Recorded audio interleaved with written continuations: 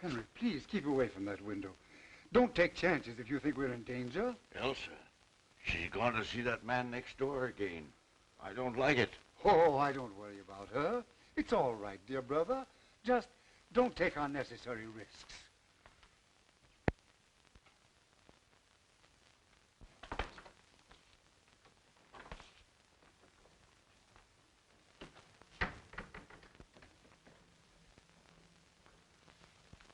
She's gone next door again. I know it. I saw her. Yes, sir. What you'd like to know, that's all. Good afternoon, Miss Murphy. How are you today? Fine, Miss Carson. Thank you for asking. Go right in. Hello, Mr. Bernard. Hello, Elsa. Sit down, please. I must have started something when I introduced you to Landis. Why? What do you mean? Did you come over just to have tea with an old man? Or is someone else coming? I don't know. Of course, if Jim drops in. Oh, him now, is it? Well, Landis is a fine chap, all right, but detectives shouldn't get married. Not until they retire. What do you mean? How about that lady who lives next door to us? Mrs. Tallman? Oh, your aunt and I are just old friends. So I've noticed. Say, if you get any more crazy notions about me, you can meet Landis in your uncle's home instead of my garden. If you knew how I've hated my uncle's house. And now it's even worse. I've wanted to talk to you about this, Mr. Bernard. I don't feel that everything's right with my uncles. Financially? Oh, no, it isn't that. It's just little things I notice. Well, tell me some of the things, Elsa. Well, none of them seems anything by itself. Oh, I suppose it's natural enough for two elderly men not to venture out of the house after dark. Anyone might hate to sit in a lighted room unless the blinds were drawn, and anyone might be nervous of burglars or fly into a rage at the mere mention of peddlers. Well, how long have they seemed nervous? I noticed it about 2 weeks ago. Have you any idea what makes them so nervous? They're rather mysteries in the neighborhood, you know. I've wondered about Deegan. Who's Deegan? He was the last man we had. He shouted all sorts of threats when Uncle Henry discharged him. I don't think he'd do anything really dangerous, though. I like Deegan. Much better, in fact, than our present man, Foot.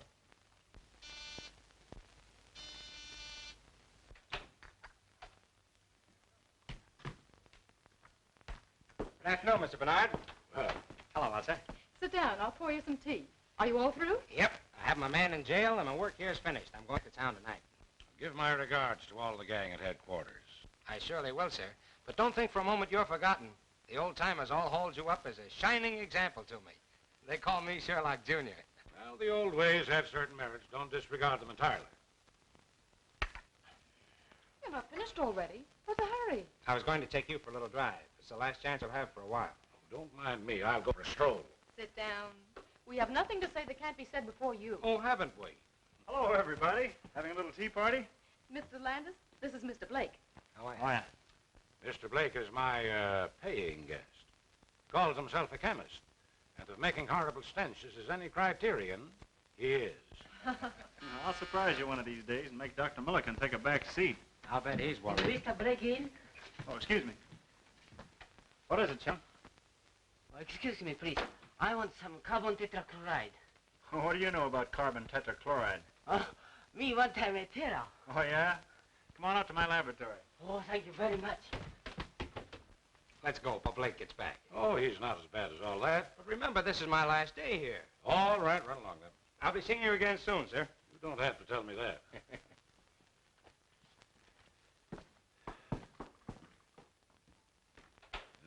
What a glorious thing youth is.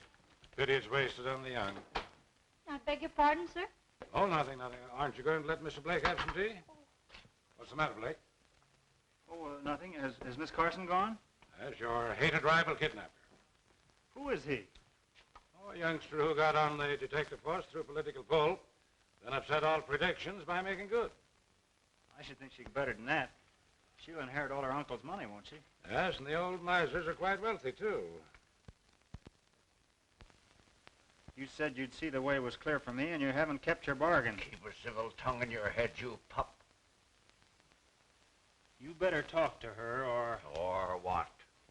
You'll find out. Any more of this double-crossing, and I'll wring that scrawny old neck of yours.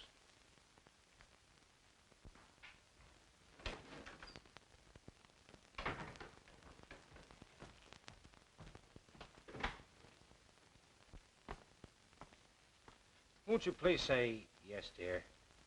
I can't now. Oh, it's no use pretending I love my uncles. I don't.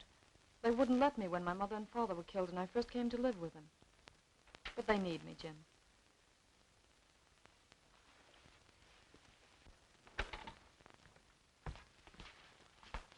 I saw you, you rake.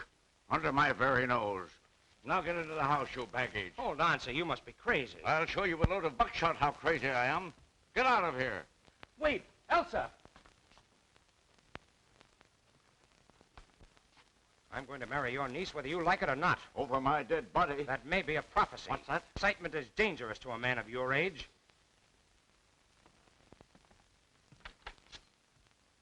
Thank you. Well, I'm glad to see you home again, Mrs. Tallman. Oh, that's very nice of you to say so.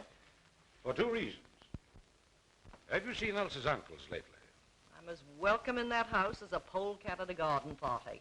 I only moved here to be close to Elsa. Oh, you're not their sister then? Heaven forbid. But Elsa's mother was. They wanted her to marry a scoundrel, but my brother stole her right under their very noses. They've never forgotten it. Yes? Mr. Landis to see Mr. Bernard. Hello. Pardon me. I was next door and saw you come in here. You know Mr. Landis, Mrs. Tallman. So you're the young man Elsa wrote about. What's the matter, boy? Elsa's uncle. I'm not going to have her subjected to those insults. What insults? What did he do? Couple of things that I won't stand for and said that I would marry her only over his dead body. That's not a bad idea. What have they got against me? Perhaps they don't like detectives. Just what do you mean by that? Well, nothing, but they won't even speak to me, and I'm retired. I've decided not to leave tonight.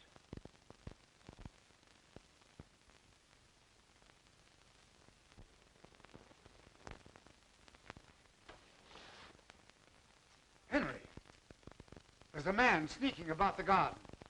What'd you tell me about keeping away from the window? What are you trying to do, make a target of yourself? But whom are you afraid of, Henry? You'll know soon enough if you're not more careful.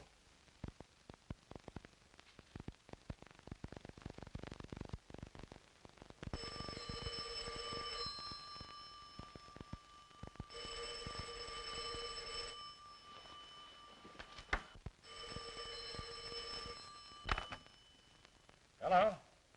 Hello? Who is it? Well, sir. Please come over. Something terrible has happened. I'll be over as soon as I get dressed. Oh, please, Mr. Bernard, tell me what to do. There, now, dear, keep cool. Now tell me, what's happened? Uncle Henry. In there.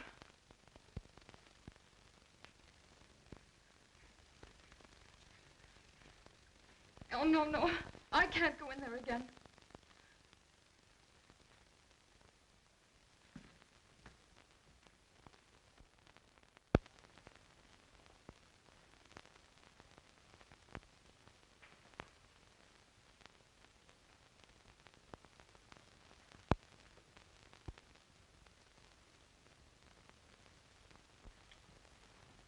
Hello, Doctor.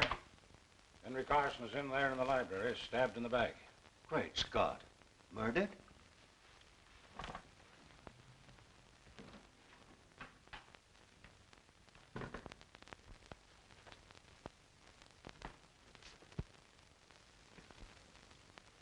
Good. Well, this is the one time I didn't expect to see you, as if you'd stepped out of a bandbox.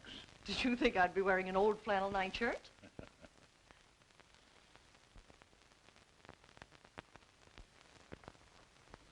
There. It was a dreadful shock, wasn't it?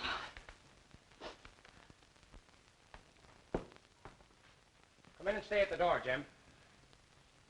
Well, I'm glad you're on this case, young fellow. Thanks. The body's in the library. There's Foote who first found it. Tell Mr. Landis all you know, will you, Foote? Unless you'd rather look in the library first. Anything you suggest. I suppose you'll take charge. Oh, no. I'm on the shelf, but I'll help you if you want me to. Thanks. What do you know about it? I woke about 2 o'clock, sir. It was very warm, so I got up and opened the window. I saw the light from the library shining on the lawn, so I came downstairs. I thought Mr. Henry was asleep. I shook him very gently, but he wasn't asleep.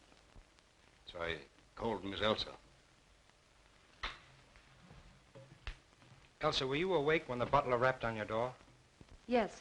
I mean, no. I don't think so. Did you hear anything unusual before he rapped? No, I didn't. I see. And now may I be permitted to suggest that Mrs. Tallman take Miss Carson up to her room? Well, you don't have to. I was going to do it anyway. On your way, young lady. Oh, Uncle Charles, don't come down, please. Why not? What's the matter? We hope to break it to you gently, Charles, but you'll have to know it sooner or later. What is it?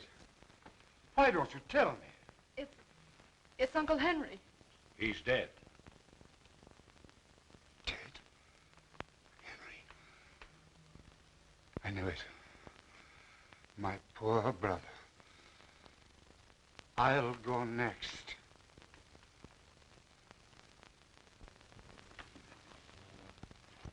Do you think the stab in the back was the cause of death? Naturally. But this was done with a fine instrument, which accounts for so little superficial bleeding. There was none. The edges of the cut in his shirt and undershirt were bloodstained. Yet if the instrument reached the heart, there would be blood on it when it was withdrawn. If it reached the heart. Young man, I'm short of sleep. Good night. If it reached the heart.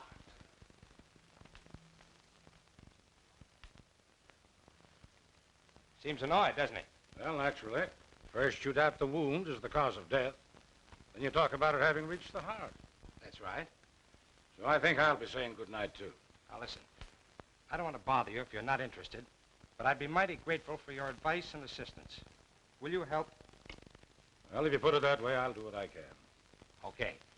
Would you prefer to work independently, or shall we compare notes as we go along? Well, we'll make notes as we go along and then draw our own conclusions. Swell.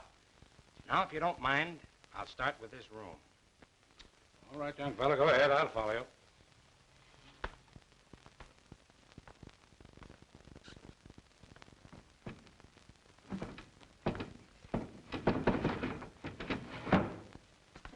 Evidently, the murderer didn't come in by the window. Well, there's no sign of a struggle. Carson was stabbed without warning as he sat at his desk, not moved to that position afterwards. I'm with you on that.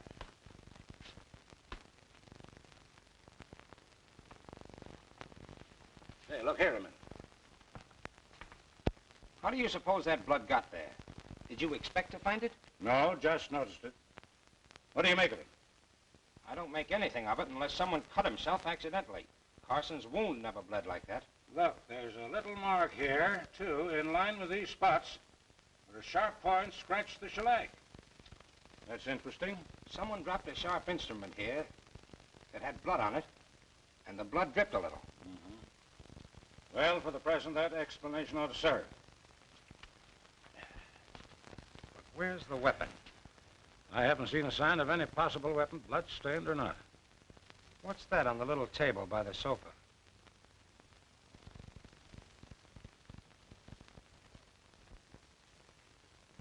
An empty scabbard. It doesn't look as though it would fit the weapon that inflicted the wound. Possibly not. And that's interesting, too. But where's the weapon that belongs to it? Might be worth finding out. Well, we'll look into that tomorrow. Meanwhile, is there anything more you want to do tonight? I don't want to keep you up, but I'd like to sleep on this with as much information as I can get. You know more about the household, and you were here first. All right, come over to my house, and I'll give you 15 minutes.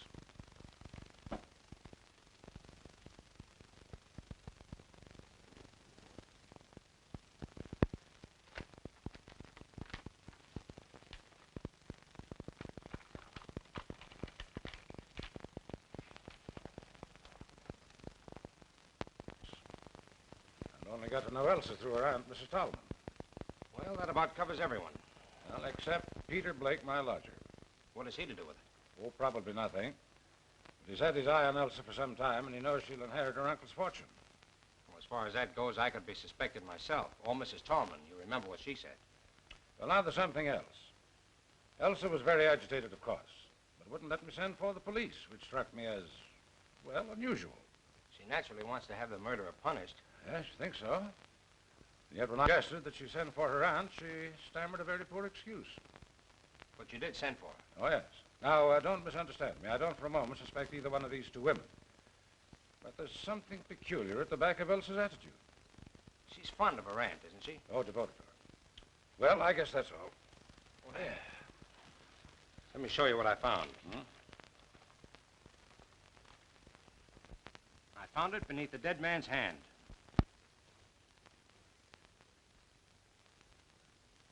Interesting. What else?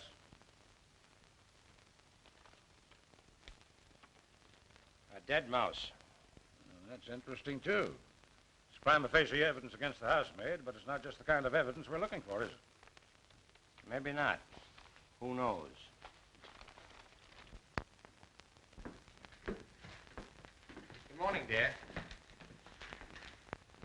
I wanted a moment with you alone before Bernard arrives. Let's go to the sitting room. I'm afraid I had no washout this morning. I hardly slept all night. I know the shock must have been terrible.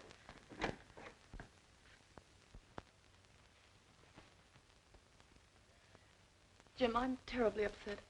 There, don't worry. We found a number of clues. Mr. Bernard. Just wait outside, Foot. Well, good morning, dear. Morning. Any inspirations in the night? No, but I've arranged for the autopsy and had a look over the grounds. I was just going to ask about this man, Deegan. Do you think he had anything to do with last night's tragedy? I don't think so. I don't know. Of course not. Elsa, were your uncles still engaged in business? I believe Uncle Henry wasn't away. They seldom went out, but Uncle Henry wrote a good many letters. It was he who handled the details, then. I suppose so. But you know nothing of the nature of their business. They never talked much of it. Some real estate investments, I think. You never overheard them mention an enemy? No, I never have. Would it be possible for us to see your Uncle Charles for a moment? Oh, no, you mustn't.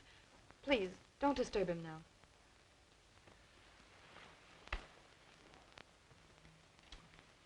You know what he meant when he said, I knew it. Only that he's been afraid of something for weeks. You know of any quarrels your uncles may have had with anyone? Anyone at all, recently? Oh, don't mind me. If I'm guilty, I'll condemn myself. Did anyone else call at the house yesterday or last night? Well, what was that? Did anyone else call yesterday or last night? I don't think so. Won't you let me go now? Before you go, may I ask you one more question? What is it? I just want to know whether you saw anyone other than the regular household about the place last night before the tragedy. No, I did not.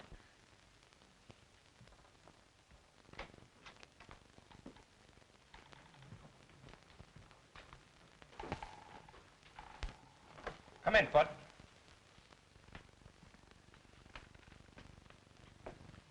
Sit down.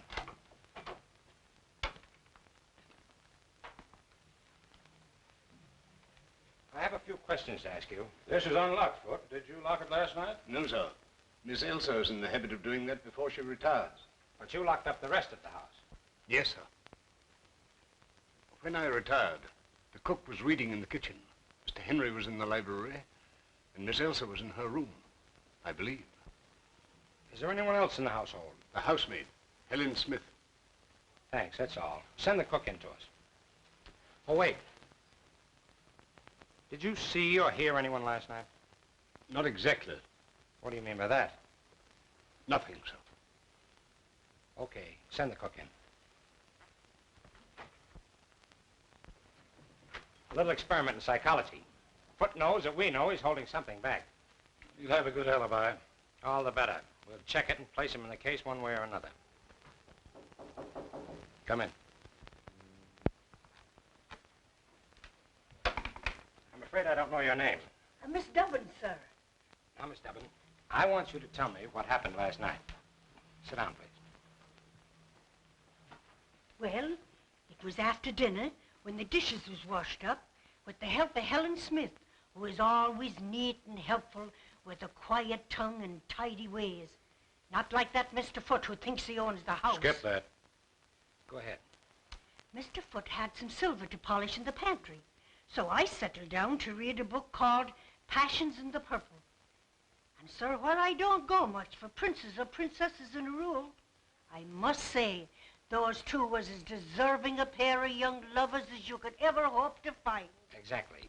And after you read about them for a while, you went to bed. Yes, sir. But it was quite late.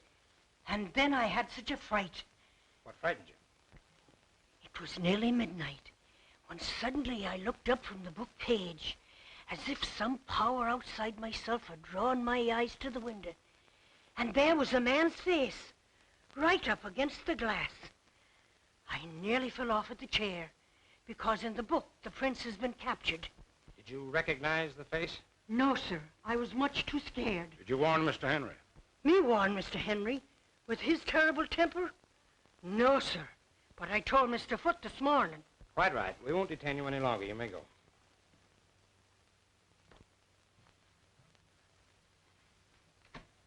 Well, that's that.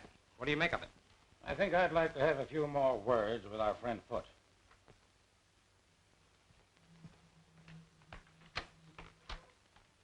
Foote. We find we have a few more questions to ask you. Yes, sir? Have you put down any poison against rats or mice lately? No, sir. I didn't know of any having been put down. Say, by the way, why didn't you tell us about the face at the window last night? Slipped my memories. A few minutes ago, I asked you whether you saw or heard anyone last night, and you answered, not exactly. Well, sir, I told you that I woke up shortly before 2 o'clock. I woke before that, around midnight, I believe. I was awakened by voices. A voice, anyway. Did you recognize the voice? Did you recall any words? No, sir. But I felt sure I'd been awakened by a voice. Did you get up? No, sir. Why did the murdered man fire Deacon? Sure I don't know, sir. What hold did you have on Henry Carson to make him fire a good man without cause, just to make a place for you? You'll excuse me, sir, but I don't know what you're talking about. Did you ever hear of Foxy Wilder? No, sir. That's all. Send in Miss Smith.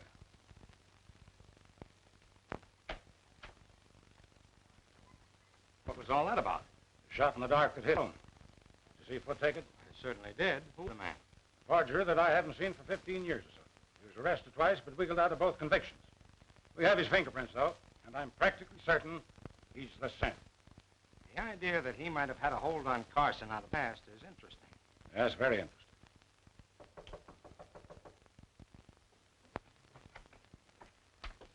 Take a seat, Miss Smith. I know nothing about the murder of Henry Carson. I was in bed and asleep by 10 o'clock.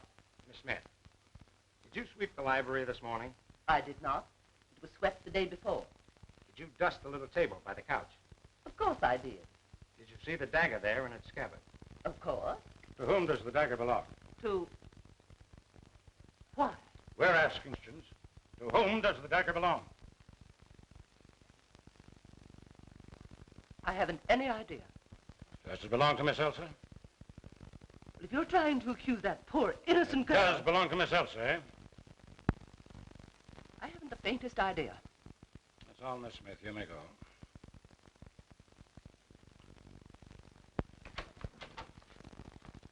Well, you found out what you wanted to know. Now, look here. You don't imagine that Elsa... I imagine nothing. There's a lot of things I want to know.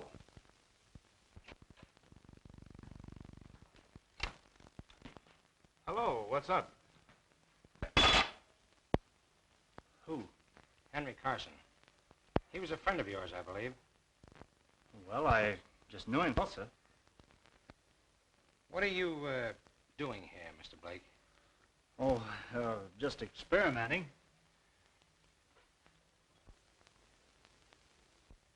You have a lot of poison gas, I see. Why, yes. Oh, no, not exactly. But say, Mr. Landis, I wouldn't think of killing old Carson. Oh, of course not. We'll be ready in a few minutes. Why, I'm out to lunch. I have an engagement. Going far? Oh, no, just around here.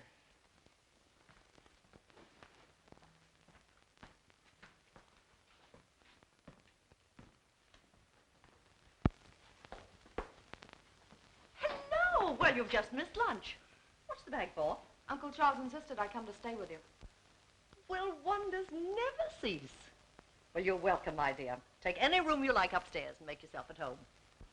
Are you acting as convoys? Well, no, we just met outside. Landis wanted to call on you, so I came to take care of him. Well, a lot of help you'd be. Step into the drawing room. Chong, take Miss Elsa's bag upstairs. We'll just see what they want. Sit down.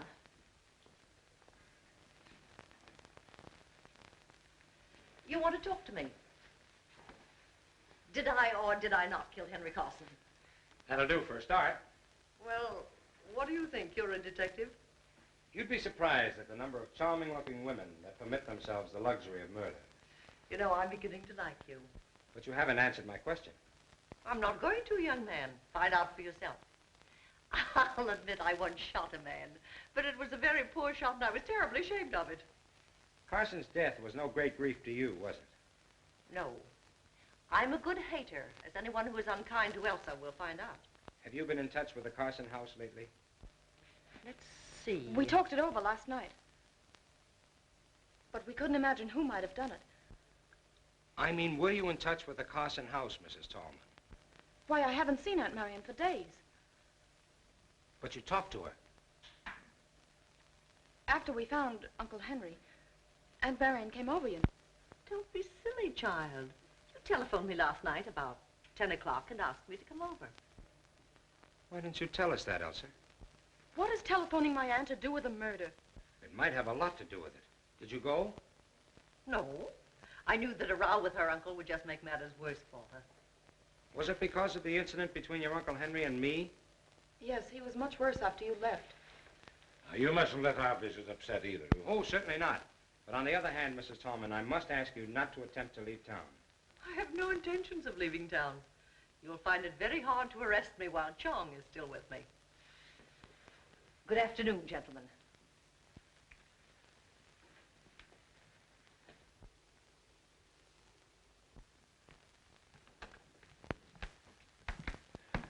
I'll inform Mr. Carson that you're here, sir. Say, Foot seems like cocky. Did you notice the change?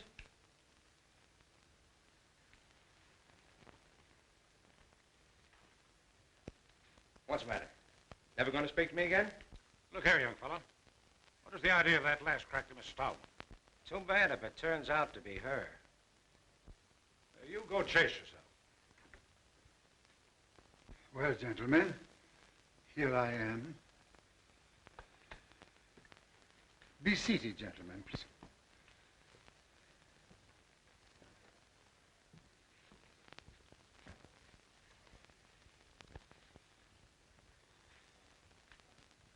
It's very kind of you to give us this info. We have no definite clue as yet, so we've been forced to come to you for help. I'm afraid there's little help that I can afford you. You see, my brother was a good man, but he had a violent temper, which made him many enemies. Cause for your nervousness of late. Figure sneaking about the grounds. Yeah, and at what time? I was reading in my room late at night. When I put out the light and opened the window, I figure there by the hedge. Did you describe the man at all? No, it was too dark. Did you hear anything last night? I was very tired and I didn't wake up until Foot called me. I'm sorry I can be of so little assistance, but I'm here. Apprehensive yourself lately, haven't you? You said something about being the next to go. Yes. I regretted those words the moment I had spoken them. I had wished to frighten Elsa more than she'd been frightened already by the tragic fate of her brother. Mr. Carson, what do you know about Foot, your butler? Why, almost nothing. My brother hired him, I think, because of a letter that he wrote asking for a position. Foot is a friend out of the past. Yes, I suppose so, Mr. Bernard. I felt that sometimes he presumed upon it a little. Mr. Carson, I have one more question to ask. We found no trace of the weapon yet. Searched the house, Of course, gentlemen. Search wherever you will.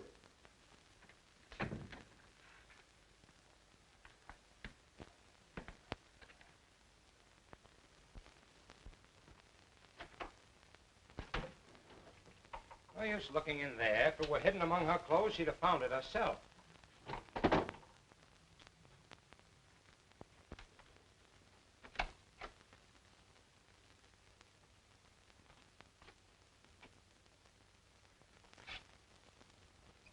Curious? Look at it. What about it? Why, look at it. Elsa never wore a dress like that in her life. Well, maybe it belonged to her mother. Take a good look, will you, Landis? This dress has been worn recently. And look, the bottom of the skirt is muddy. The mud isn't quite dry, see? See, you're right. There's another odd thing. Look at that cut. Singed. Quite recent, too. Elsa must have been doing some cooking. Yes, and put her whole arm in the stove. Look at the length of that skirt. And another thing is too big for her. Looks more like a dress Mrs. Tallman might wear. I believe it'd fit her. I'm going to have a look at that stove. Meet you downstairs.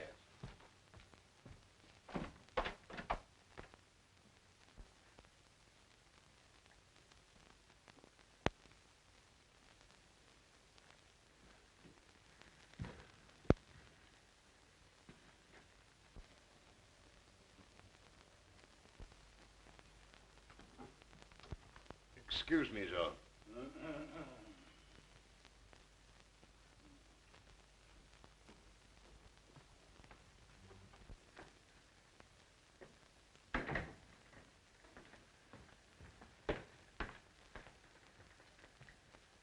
I thought Foot was here.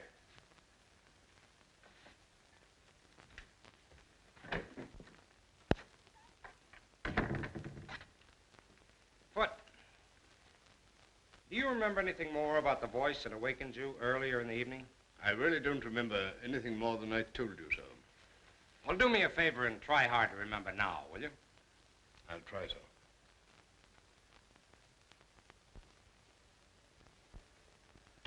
It's no good, sir. I really can't remember, and I don't want to lie about it. All right, keep on trying. I'll do that with pleasure, sir.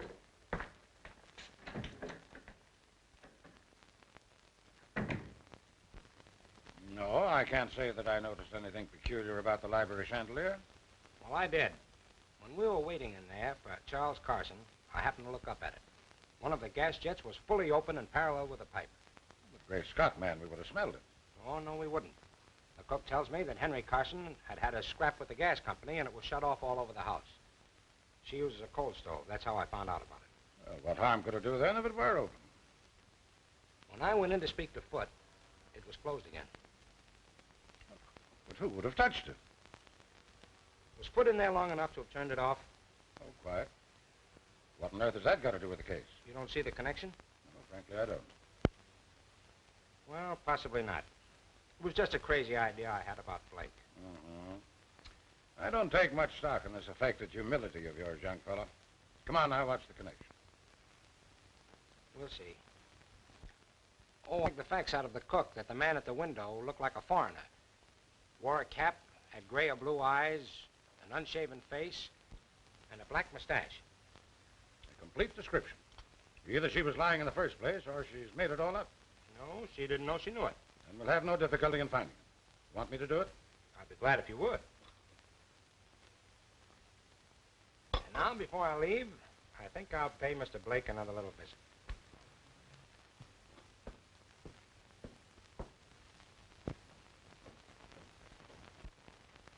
Look here, what do you want to know all this for? You prefer not to answer? No, I don't mind. I was only joking. The fact is, I'm working on a new infallible gas disinfectant for rooms where people have had contagious diseases. You have a number of gas containers here. What are they? Why, there's natural gas, there's And in those carboys? ether, ammonia, and chloroform. Is this the company that supplies you, Bard Chemical Company? Yes? Anyone come in here? Well, there was Chong, you know. But wait, that fellow Foot from over at Carson's was in here one day. What did he want? Well, I'd promised Elsa a good cleaning fluid for her gloves, and she sent Foot over for it. That was 3 days ago. What time did you go to bed last night? Oh, about 20 minutes after 11, I think. You didn't go out? No, of course not. You're lying, you know. What makes you think so? What time did you go out? Oh, about 10:30, I guess. No harm in going out for a breath of air. Where'd you go? Look here, you haven't any right to come here trying to third-degree me. You don't care to answer? No, I don't. Very well. Well, wait a minute. What are you going to do about it? Nothing for the moment. But when you get ready to tell me what you were doing on the night of the murder, let me know.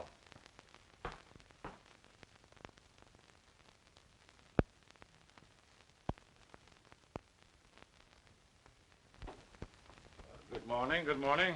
You're an early bird. Or haven't you been to bed?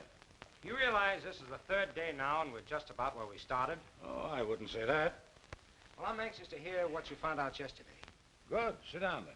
Over the way, I checked on Deegan. The people who employ him were giving a party that night, and he was on duty until 4 in the morning. So that eliminates him. Well, I had better luck. I expect to produce the face at the window today. How? Through Briggs, the man Henry Carson was writing to. He's their real estate agent, and none too honest, I fear.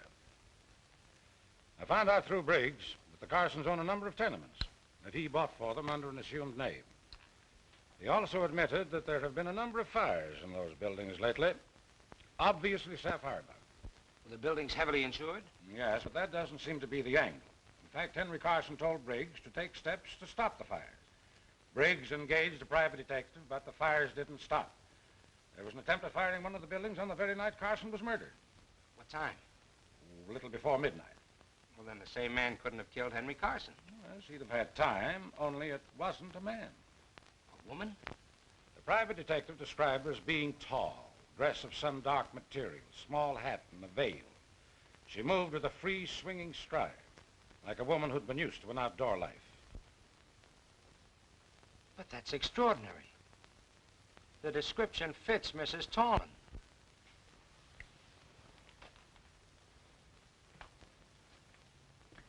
I knew you'd say that. I asked Charles Carson if he had any clue to the firebug. He's got someone in the back of his mind, but he wouldn't say. Though he hinted that the firebug and the murderer might be the same person. You think Mrs. Tallman couldn't have done it? That dress in Elsa's room. Well? If she had just escaped arrest and thought somebody was following her, and instead of making for her own home, she made for the Carsons. Henry Carson admitted her and swore at her for disturbing him. His voice, or hers, woke Foot. In the heat of the moment, she picked up the dagger, stabbed Carson, then hurried to the hall.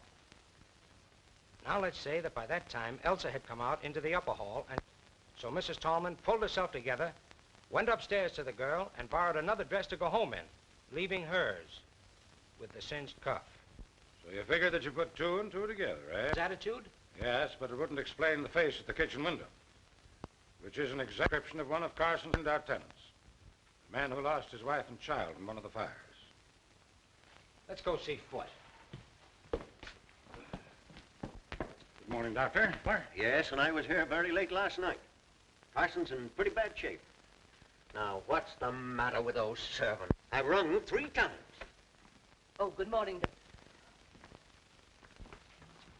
Takes you a long time to answer that bell. It isn't my job to open the door. It's Foot's. Will you send Foot to us, please, Miss Smith? Yes, sir.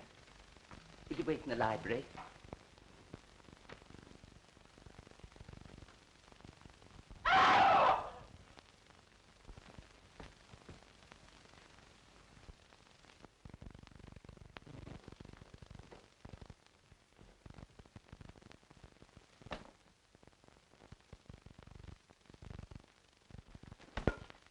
What's the matter? What happened? Foot! Foot! Oh, Mr. Landis, what's the matter? Foot isn't here, sir. What? The fact is, Mr. Carson, Foot has been injured. What? How could he be? He had too busy leaving the house at this hour of the day. What's dead? Dead? Foot? Oh, nonsense. Now, don't get excited, Mr. Carson. Foot was killed last night. Murdered? Was he killed here? Mr. Landis, was he killed here? That's right. What does it mean?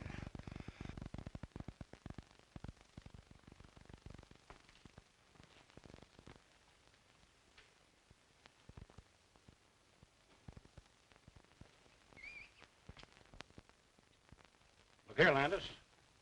What do you make of this? Looks as if some very muddy article was dragged across the sill. You see that out there? Yes. Flower bed is covered with footprints that have been carefully trodden out.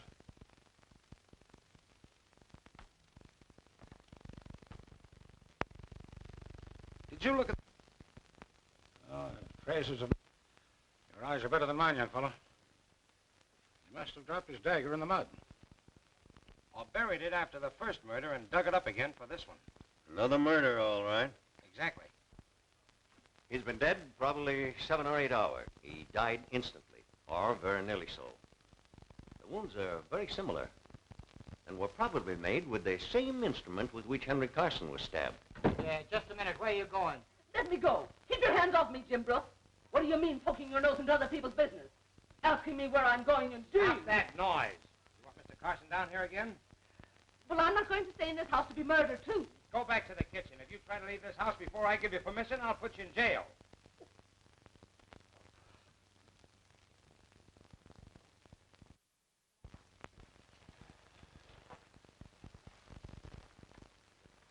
Helen Smith is gone, and there's only the cook, so I had to come back. Yes, dear, we let her go home. I've questioned both those, and I can't throw any light on the case. Now, I want you to trust me, Elsa. I do trust you, Mr. Bernard. Then I want you to tell me how you knew that your aunt came here at a late hour the night your uncle died. I can't. You'll tell Jim, and he already suspects Aunt Marion. She told me so. Now, my dear, you've asked me to help you, but you won't help me. I want to prove a record is clear, but I can't do it unless I know everything. I suppose I ought to trust you. I know you wouldn't say that, just find out. No, I wouldn't. All right. I got up to get a drink of water, and I heard the library door close and looked downstairs. What time is it? A little after 1 in the morning. What did you see? It seemed so treacherous. I saw my aunt. Was there a light down? Just a dim nightlight. But I called out, Aunt Marion. Yes, what did she say? She didn't say anything. She put her fingers to her lips. Then she waved me a kiss and hurried out the front door. What sort of clothes was she wearing? Something dark. A dark brown or green dress and a small hat. Could you see her face? Not clearly. There was very little light, and her face was in shadow. Well, could it have been the figure of the housemaid? I suppose it might. Oh, no, it couldn't. Aunt Marion waved a kiss to me. Helen would never do that. Could it have been the cook? No. Oh, Mr. Bernard, do you suppose it wasn't my aunt after all? Well, she didn't speak. And one might have the presence of mind when you called out Aunt Marion to play the part of your aunt. I hope you're right. I couldn't believe Aunt Marion would do anything so horrible. Oh, neither could I. But in the meantime, don't say anything about it to anyone, especially Mrs. Tallman. And don't worry. You are a comfort and a darling. I want you to promise me that you won't arrest Mrs. Tallman for 2 or 3 days. I'll call it a hunch if you like. All right, sir. I'll take a chance on your judgment. What are we doing here? I'm going to have another look at that dress.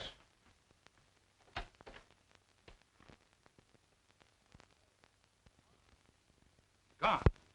Gone. I'll have a chat with Elsa about it.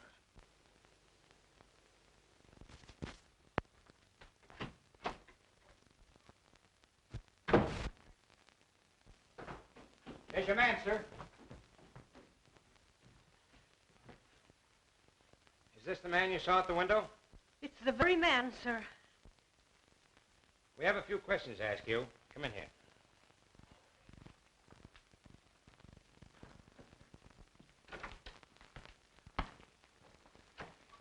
Sit down.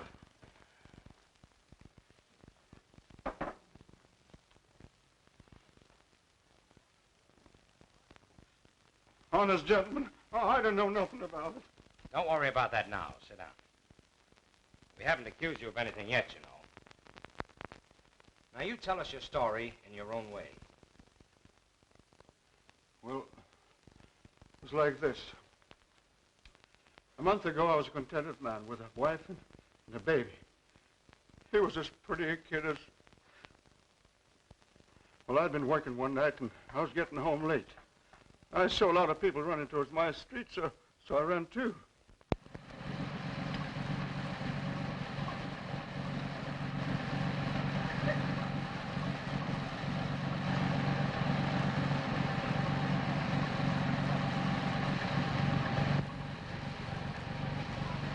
Get back there. But my wife and kid, they're in fire. Everybody's out. My wife and kid, are they safe? There was a woman and kid, but they took them to the hospital. Hospital?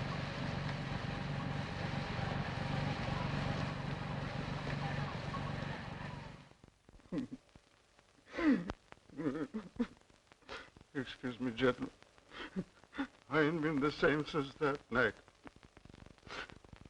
Well, I rushed over to the hospital, and there was Alice and little Bill lying in a bed together with a sheet pulled over their faces. So you set out to find the owner of the building? That's it, sir. All I was asking was the price of a tombstone, like Alice had wanted, that's all. But Briggs, he wouldn't tell me. So a friend of mine in the fire department, he made him spill the names of the owners and their address. So you came out here? That's right, sir. But I couldn't get here till late because I got mixed up finding the place. Must have been about 11:30 by the time I got here. What did you do after you got to the house? Well, I looked in the back window. There was a woman there sitting and reading. Well, she let out a yell, so I ducked. You mean you went home? No, sir. I wanted my rights. I came round this window here, but all of a sudden the lights upstairs went out. So I ducked, scared somebody might look down and see me. That's just what happened. You were seen.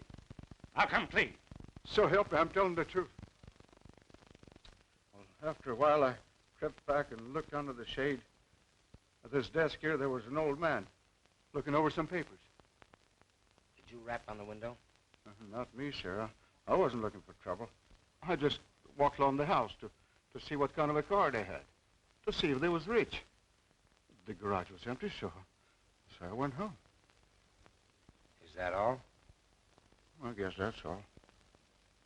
But I didn't murder the old man. You better tell us everything, Bell. Oh, what's the use? You wouldn't believe me. Why don't you try? Well, it was like this, sir. The garage was all dark inside, but I carry a torch, and just as I took it out, something hissed at me from the back of the garage.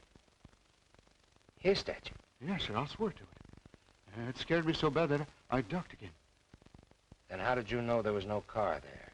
Well, after a while, I came back, and I flashed on the torch, and that time I saw it.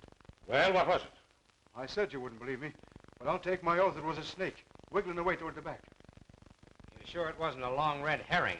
I'll take my oath it was a snake. So you went home? Yes, sir. I went straight home as fast as I could. You were never near this place more? Well, I never found out the address till the day before. How could I come? You came again? I never did, sir. I never came near that place again. You came here last night, crept in, stabbed another man at that desk, just as you stabbed Henry Carson. I didn't, sir. I didn't. I swear I didn't. Where were you last night after midnight? I was in a picture show. Anybody with you to prove it?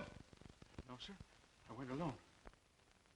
I'm going to send this fellow home now, but don't lose track of him for a few days. All right, Bell. You can go home now. Home? And I'm going to see what I can do about raising the price of that tombstone. Thank you. Thank you, sir. Well, what do you make of it? Well, that was a shot in the dark that didn't strike home. But let's see else about that dress. I'm convinced that that dress was worn by the woman she mistook for her aunt. Do you really think it possible that it was Helen Smith or the cook? I didn't take the Helen Smith. She showed a vicious temper and is quite callous at leaving Elsa alone. And for a good cook, Miss Devon strikes me as being unconvincingly brainless. She told the truth about the man at the window. Yes. And she was the only person in the household that was up late the night that Henry Carson met his death. And so far as we know, she was alone downstairs with Foote last night when he died.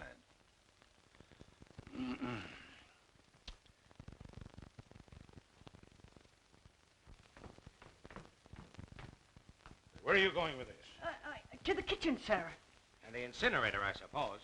No, sir. Miss Elsie thought I might be able to wear it. Elsa!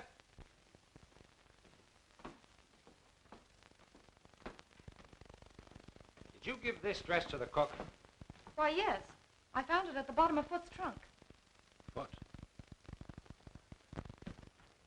Well, Foot must have planted that dress in here. And it would be the logical place for him to hide anything else while Elsa was away.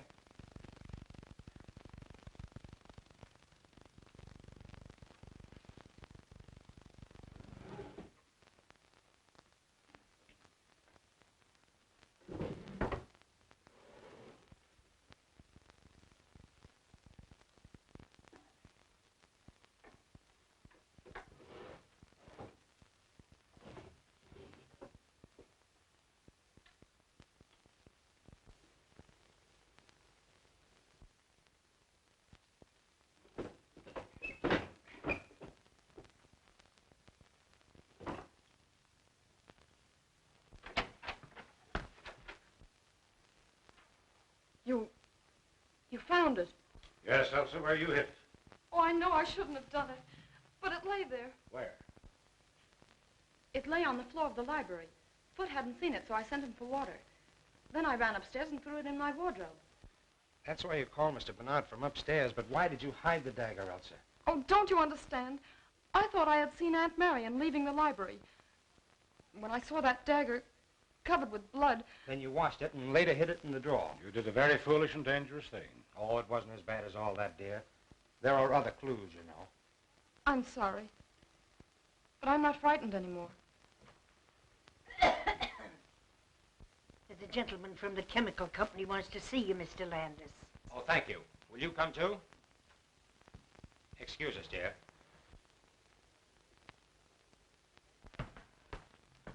Did you see, Blake? No, I didn't. What new theory is this? It's not a theory. I had the chemical company send out Mr. Watson here to examine Blake's laboratory. Well, what'd you find, Mr. Watson?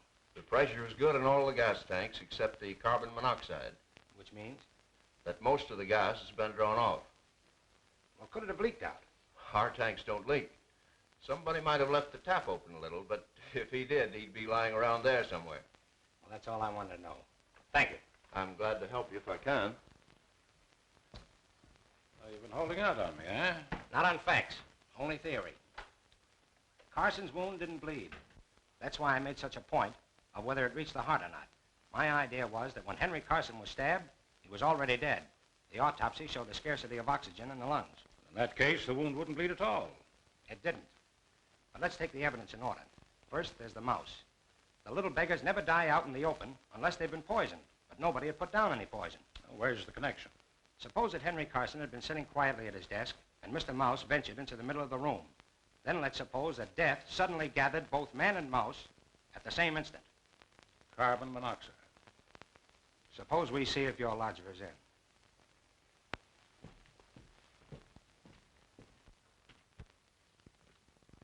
Well, it looks like he skipped. I'll broadcast his description. We'll soon pick him up. Say, Landis, how do you figure the gas got in the library?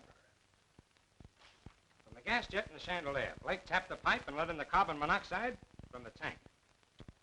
Sounds interesting, but I'm inclined to think it's all moonshine and coincidence. Now, how would that hook up with the stabbing of Henry Carson and the stabbing of Foot and the dagger and the disappearing dress and the woman in the hallway? Were they all in the plot together? We're not even sure that Foot and Carson were stabbed with the same dagger. We're sure they weren't. Elsa hid it long before Foot was murdered. Oh, quite so. That doesn't prove that both men were not stabbed with one and the same dagger. For the love of Mike, man, you don't suspect Elsa. I don't think Henry Carson was stabbed with the dagger at all. It was planted there. On the evidence of Elsa, the dagger was covered with blood, dripped on the floor, and yet the wound did not bleed. Whatever blood was on the weapon came off on the clothes when it was withdrawn. That's right. Well, then we can eliminate at once both Arthur Bell and Peter Blake. For neither of them had the intelligence to conceive such well-planned crimes. Well, I'm not eliminating Blake, and I'm not eliminating Mrs. Tallman. All right. But there's an experiment I'd like to try. What is your experiment? Well, it's quite simple. All I ask is that you place yourself at my disposal tonight and possibly tomorrow night. Okay. you still have a man watching Mrs. Tallman, I want you to call him off. And let me convey to Mrs. Tallman in a roundabout way that you've done so. You agree? I do.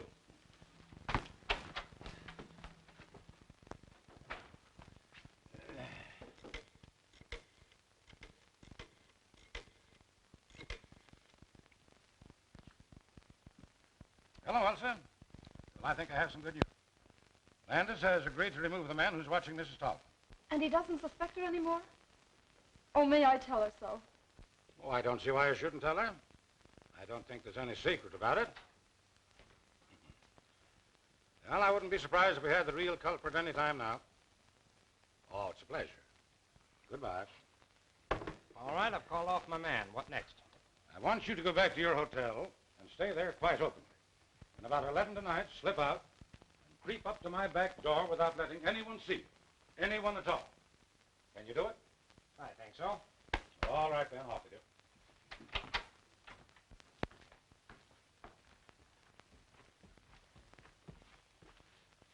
I'm going to undress.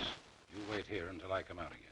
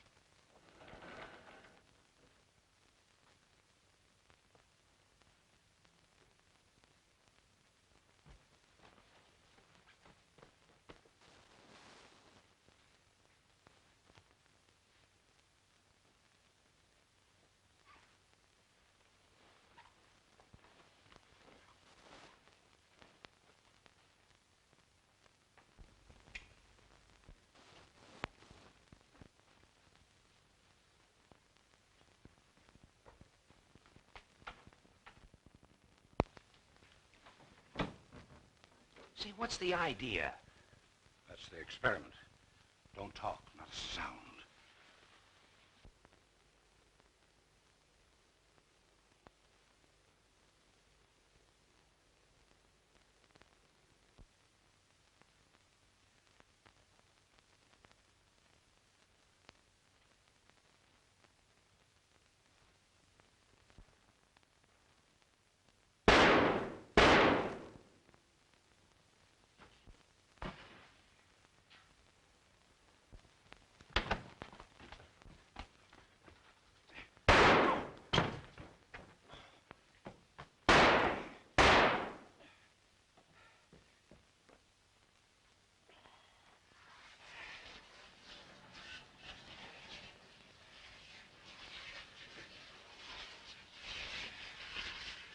That's safe. Come on.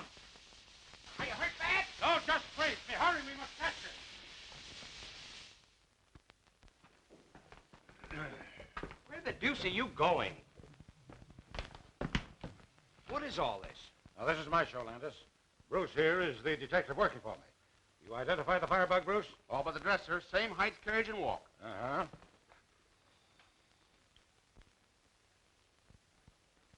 Mr. Landis, I know that I've done wrong.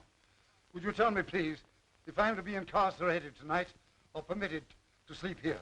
What do you think we're going to charge you with? Well, dressing as a woman, I know it's illegal, but I wanted to find the murderer of my brother. We're saving you the trouble. We're charging you with the murder of your brother and the murder afoot, setting fire to your tenements, and the consequent death of Martha Bell's wife and child. Ridiculous. You know that I was in my room, and at what hour I put out my lights. Yes, I found the clockwork arrangement that put out your lights. Now I'm going to find the dagger with which you stabbed your victims. That was a smart idea of yours, planting the dagger smeared with your own blood. You see, I saw the first morning that you had adhesive tape on one of your fingers. Lies, lies, Mr. Landis. How long is this farce to continue? Until you confess. Come on, Landis. Let's find that dagger. I think I know where to look. One moment, gentlemen, please. I admit I'm the firebug. Unfortunately, I'm the miserable victim of a pathological mania. But I know nothing about the murder of my brother or afoot. That woman next door did it. You murdered them both. You fired your buildings for the insurance. Then you came home that night and found your brother as you thought asleep. With him out of the way, you would possess his fortune as well as your own. You saw the letter he was writing to Briggs, and you stabbed him to put an end to him and his interference. You're mad. But Elsa's cry awakened Foot, who came down and found you and Tallman in the tire. He proceeded to blackmail you. You lured him into the library, where you stabbed him as you did your brother. Pray, tell me, where is the weapon with which you imagine I killed my poor brother and Foot? It isn't in the house, so it must be somewhere in your course between the front door and the side door where you re-entered the house. Come on, Landis. We'll look the ground over again. Right. So, you've got your flashlight? Yes, well, we'll take Carson along.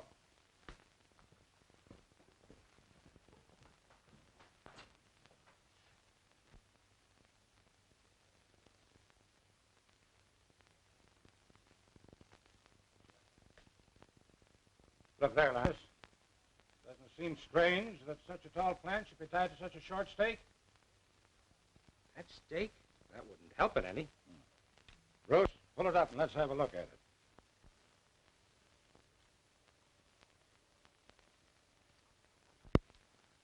That accounts for the mud on Foot's back. You win, Bernard. But it took you years to do it. But I got you in the last trap. Okay, Bruce.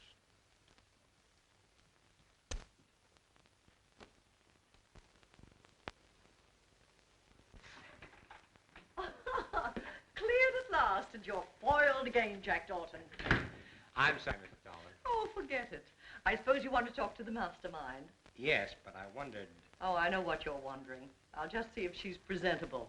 She's had quite a shock, you know. Yes, she must have had. You'll find Sherlock in there. Thank you. Good morning. Oh, good morning. Oh, don't get up. See, now that it's all over, do you mind telling me how you happen to suspect Carson? Not at all. You took it for granted that Carson wouldn't murder his own brother, and you never looked his way. I didn't and did. That's all. Well, that's not all by a long shot. But I believe congratulations are in order. Oh. But don't forget, you must congratulate me, too. For what? Because I've got the man who really killed Carson. Blake? Yes, again. What is this, a game? Where is the real murderer? I have him by the hand. Are you trying to kid me? I'm not kidding. You killed Henry Carson. I never could figure why Foot should turn back that gas jet in the library. It didn't make sense. But you were there, too. It was easy for you to enter the library while I was talking to the cook. Go ahead. Carson's last words when he was caught implied that you had known each other before, but you were certainly not old friends. So you must have been enemies. You on the side of the law, he against it. So far, you're right. But not once could I get evidence to justify an arrest. Now, what else, young fellow? There was Arthur Bell and the hiss of the snake. I took another look at the Carson garage this afternoon. In the back wall, behind the firewood, is a small hole recently bored leading to your garage. And there were yards of rubber tubing in the back seat of your car. Naturally. It's no dice. You'd already opened the gas jet in the library that day you called about the fence. Mm-hmm. What else? You made sure that Henry Carson was at his desk. Then you connected the tube with the gas jet in the garage. You then went back to your own garage, connected the tube to the tank, and turned on the gas. That was the hiss that scared Bell. You let in enough gas to kill a dozen men and a mouse. Then you drew back the tube, and it was the end of that writhing tube that Bell saw. Of course, he thought it was a snake. And the confessed stabbing of Henry by Charles. Henry Carson was as dead as that mouse when his brother stabbed him. An interesting bit of reasoning. How long have you believed it? I suspected it days ago. You were so down on my theory of gas and so unwilling to involve Blake. Landis, you've done some fine reasoning. I never thought you'd figure it out. But you don't know the harm those two men have done. I came here to live with no idea but to trap them. You see, we never actually met, but they knew me as well as I knew them. Hello. Are you two still congratulating each other? We're pretty good. Well, there's someone outside who thinks so, too. Oh, you'll pardon me if I carry this investigation a little further. Won't you sit down, Mrs. Tallman? Certainly. Well, I suppose you're very busy now with Sean gone and Elsa on your hands, but if you have a minute, I've got something to tell you and something to ask you. An hour, if you like. Well, I thought you'd like to know that Landis has traced the murder of Henry Carson for me. What? But you didn't do it. Oh, of course not, but I've practically confessed it, and Landis has let the matter drop. Well, I'll be... That's all right, it's all right. What else could I do? You see, I found some rubber tubing that belonged to you hidden behind the firewood in the garage. I pawed it over to hide your fingerprints and leave my own, then I hid it in the back of my car. But will you tell me, please, in confidence, how you got that tank of carbon monoxide to asphyxiate Henry Carson that night? That's the only thing I don't understand, the only thing that doesn't fit. Do you mean to say that you confessed to such a crime to shield me? What else could I do? But I didn't do it. What? Then who the heck did? Well, you're just in time, children. For what? You accused Mr. Bernard of killing Carson. Now I'm going to tell you who really came. 2 weeks ago, I was fool enough to remark in Chong's hearing that if somebody would only murder Henry Carson, I'd be the happiest woman in the world. The morning after Henry was killed, I remembered. And knowing Chong's devotion to me, I accused him of it. He blandly admitted that he pried open a window, sneaked into your house, stole the gas from Blake's laboratory, and asphyxiated the old scoundrel. Well, I'll be... But he'll have to be arrested. Why, certainly. Where is he? On his way to China. Nevertheless, we'll get him. You were wondering where we'd spend our honeymoon. Well, it looks like China to me. You're a man, Thorben. Oh, fool. Well, have it your own way. But I'll tell you what I'll do. I'll marry you. Who asked you? Hold your tongue. I'm not asking you, I'm telling you.